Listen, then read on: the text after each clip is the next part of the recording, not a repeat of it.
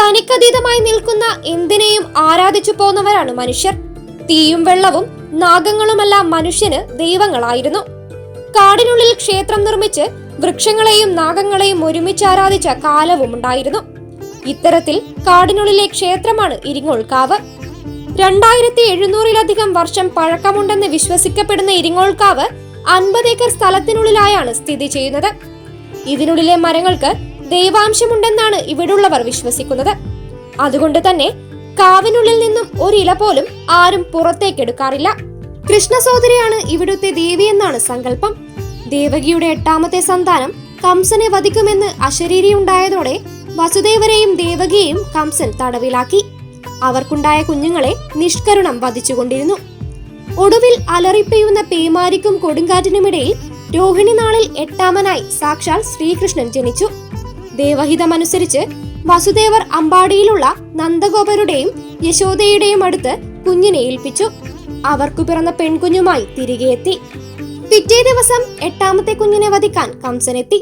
പെൺകുഞ്ഞാണെന്നുള്ളതൊന്നും കംസനെ പിന്തിരിപ്പിച്ചില്ല. കാലിൽ പിടിച്ചുയർത്തി നിലത്തടിച്ച് കുഞ്ഞിനെ കൊല്ലാൻ ശ്രമിച്ചപ്പോൾ കുഞ്ഞ് കംസന്റെ കയ്യിൽ നിന്നും തെന്നിമാറി ആകാശത്തേക്കുയർന്നു. ദേവി ചൈതന്യം ഒരു നക്ഷത്രം പോലെ തിളങ്ങി. ആ വെളിച്ചം വീണ സ്ഥലത്ത് ദേവി വസിക്കാൻ വന്നു എന്നാണ് വിശ്വാസം. ആ സമയത്ത് ആകാശത്ത് നിന്ന് പുഷ്പവൃഷ്ടിയുണ്ടായി. അതിൽ നിന്ന് ഈ കാണുന്ന മരങ്ങളെല്ലാം മുളപൊട്ടി വൻ കാവായി രൂപപ്പെട്ടു. ദേവി വന്നിരുന്ന കാവ് ഇരുന്നോൾക്കാവായും പിന്നെ ഇരിങ്ങോൾക്കാവായും മാറി. ദേവിയുടെ അനുഗ്രഹം സ്വീകരിക്കാനെത്തുന്ന ദേവന്മാർ വൻ മരങ്ങളുടെയും ചെടികളുടെയും രൂപത്തിൽ ദേവിക്ക് ആവരണം തീർത്തതായാണ് വിശ്വസിക്കുന്നത്. വർഷങ്ങൾക്ക് ശേഷം പ്രദേശം വലിയ വനമായി മാറി. ഐതിഹ്യങ്ങളും വിശ്വാസങ്ങളും കൊണ്ട് സമ്പൂർണമായതിനാൽ ക്ഷേത്രത്തിനു ചുറ്റുമുള്ള കാടുകളോ പിഴുതു വീഴുന്ന മരങ്ങളോ പോലും പ്രദേശത്ത് നിന്ന് നീക്കം ചെയ്യാറില്ല.